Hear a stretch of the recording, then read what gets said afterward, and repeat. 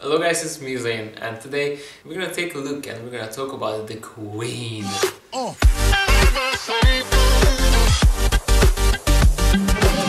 Okay, I know what you're thinking about. This is the third spotlight video which I'm doing in a short period, like in a month, because I've done the spotlight video for the Cattleya Leco Peach Sun, and also then I did the spotlight video for my Lelia Purpurata crossed with Brassa Volanodosa crossed with Lelia Purpurata, which might be or might not be the Brassolilia Morning Stars? Morning Kiss? I don't know, something Morning Glory, I think. Here I am, right now, with another Cattleya, which might seem really basic. Well, Beach, let me show you what I'm talking about here. You saying that this is basic? Well, I'm gonna tell you why this bitch is not basic at all.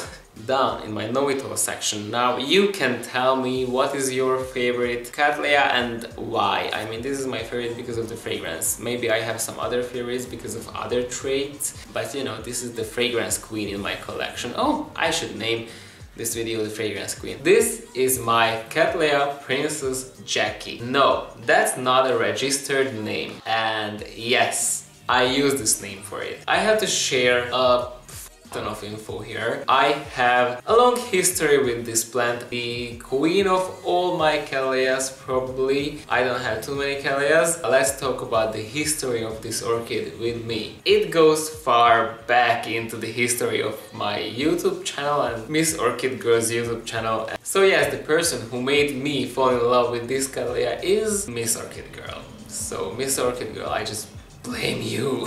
Thank you for making me buy this. Okay, so this whole thing started out when Miss Orchid Girl posted a video about this Cattleya. She said that it has a really beautiful fragrance. The best thing about this orchid is its fragrance. I don't know, for some reason she made me curious. But it was like a regular store-bought hybrid, and I was like, now what?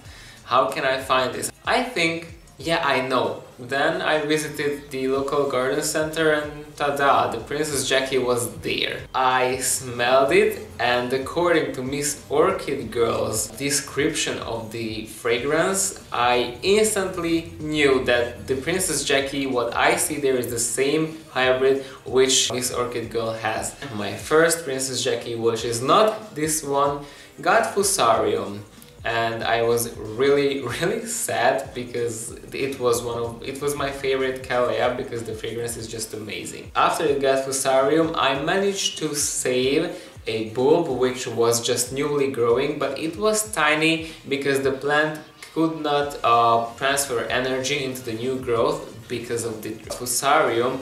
But since that new growth, which was just maturing, well, I managed to cut it before the Fusarium would reach that front bulb, let's call it like that. I put it up the front bulb and I was waiting, and that front bulb is still growing in my collection and it's producing bigger and bigger growth, so that's great. But I was like, now what? Now I have to wait like for 4 years to smell the amazing fragrance again, to see these beautiful flowers again. So I was quite not really patient.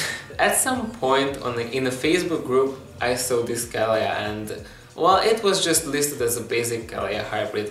It was nothing special, and I instantly knew because I loved this Cattleya so much that if this Cattleya wouldn't have flowers, I would immediately recognize it based on the leaves and the pseudobulbs and the shapes and everything. But it had flowers, so I instantly knew that, oh my god, that's Princess Jackie, I need to have it. I was carrying my heart out for this Cattleya. Well, it was blooming on this pseudobulb. You can see that this is quite a big pseudobulb. It was capable of blooming, but after that it produced this tiny bulb and then this tiny bulb, and I was really like, oh well, now what? I want the blooms, do something with yourself. And then this year, this mighty growth appeared, and then these mighty flowers appeared. So I was really happy, and this is how I managed to rebloom it, and this is how I managed to enjoy it. I'm referring to this Cattleya as Princess Jackie. Back then, when Miss Orchid Girl had this hybrid, one of her viewers actually came up with the idea, call it Cattleya Princess Jackie, because she had a white dove and well, we can see the resemblance here. And this is how I fell in love with this orchid. I did not fall in love with the look of it because these are just like regular white Cattleya blooms. But the fragrance, holy shit. Now let's take a look at the orchid, the flowers, and then let's talk about the fragrance as well. I know that this is the third Cattleya spotlight video on my channel in a short while, but still, this is the orchid. I'm in love, so be respectful, watch this video and enjoy it. So as you can see, this is just a regular Cattleya. You know, those types which were created for homes, for windowsill growing. This is a medium-sized orchid. This is not like too huge or anything. It can easily fit into your collection. Yes, I think this is a hybrid. Might not be a hybrid. This is really confusing here. There is a lot of things going on about the name of this one because I was searching for it and stuff. I've seen this plant listed as a species alba variety. Also, I've seen listed as just a regular hybrid. This Cattleya is causing confusion. I don't have those species to compare it with. I don't know what's about the name or the ID right now. I just keep calling her Princess Jackie since I know that this is that Cattleya which has this very beautiful fragrance, but maybe in the future I can test it out with some other species so it can easily fit into your collection because it's not like a giant Cattleya, because there are some really huge Cattleyas which are not kidding with their size. I want one of them because I really like that, but this is not one of those types. It has these long pseudobulbs or canes, you can call it however you want, and usually these canes are bifoliate, although they can produce some unifoliate growths on these little seedling sized bulbs, and then from the top of the canes, as most Cattleyas do, it will produce these buds or flowers. And right now I have these 3 flowers on this plant. These flowers are like not that big but not that small. I would say they are like 10 centimeters across and 10 centimeters in height as well. And these flowers are pure white. There is not a single patch which would be like yellow or something. A lot of these white hybrid Cattleyas or white species Cattleyas have a yellowish patch on the lips or whatever. Nothing like that with this one. This is purely white. There is no other color which will like pop up. These are strikingly pure white and I really love this trait. The 2 sepals have a tiny little bit of this frilly edging. This bottom part of the lip is really frilly. Yes, it's summertime and a lot of Cattleyas bloom in the summertime, but I don't think there is a season for growth. Maybe there is a season for blooming.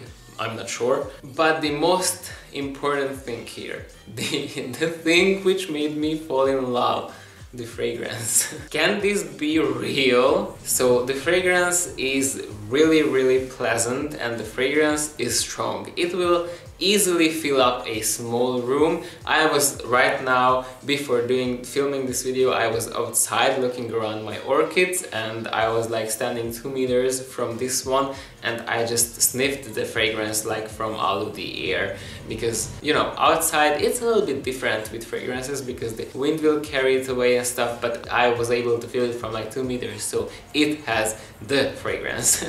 As with most of the orchids, the fragrance is changing throughout the day, but the most fragrant part of the day is like before noon.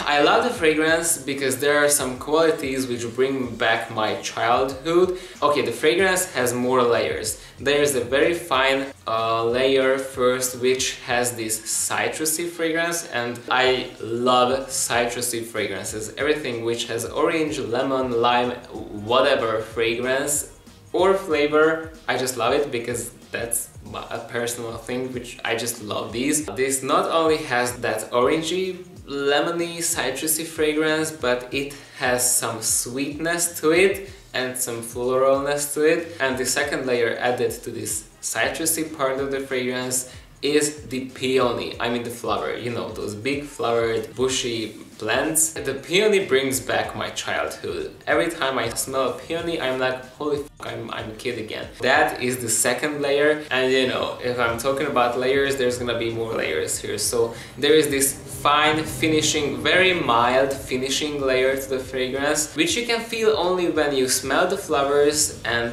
the fragrance is kind of like going away from your nose, and there is this light finishing layer of the fragrance which is kind of like a hand creamy, milky, thicker, and this finishing layer has this white color in it, like in my opinion. I like to describe fragrances and stuff with colors and stuff, you know.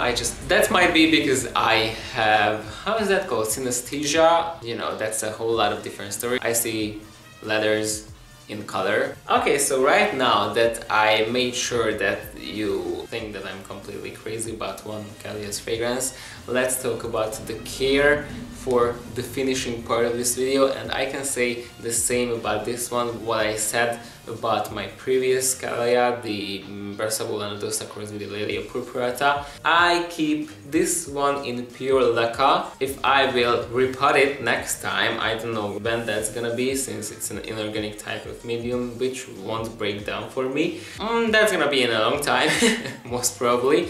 But right now it's in pure lacquer pieces, but if I will repot it, I will combine lacquer pieces with the big chunk ceramics, since in the summertime those big chunk ceramics pieces can really hold on to that moisture. Although other times in the year, like in the autumn, winter and in the early springtime, I'm okay with pure lacquer, but in the summertime, no. I always leave a little bit of water in the tray when I'm watering it, so it's basically a semi-hydration thingy in the summertime. I keep it like regular Cattleya hybrids. I can talk about only hybrids here, since I have experience with only hybrids here, because I have like 4 Cattleyas, okay 5, no, one of them is a Brassavola. You know, it needs a lot of light, it needs a lot of water, but the root system is drying out slightly between waterings. These air pockets give me the freedom to make this pot not go completely dry, but sometimes still I leave it to dry out. It depends how hot the weather is, because I'm just watering weekly and I don't care about the rest. Ooh, I'm a bad grower. My fertilizing regime is like weekly. I always fertilize with every watering with a really weak solution. I think I can wrap this video up now, so this is my video for today and I hope you liked it. If you liked it, click on the like button. If you disliked it, don't forget to subscribe to this channel, to my other channel. Don't forget to click on the bell button so you get notifications every time I post, and don't forget to follow me on Instagram, because you will see quite a beautiful feed there, because I upgraded my Instagram feed and I want to have this uniformy look for it, and I really started to post like that, like on my personal account too, but on my plant account as well. Check it out, because I think it's turning into a beautiful Instagram feed, and I'm trying to like make feed-worthy pictures. Oh wow, I just got an idea for a new video. And okay, so see you next time. Bye guys.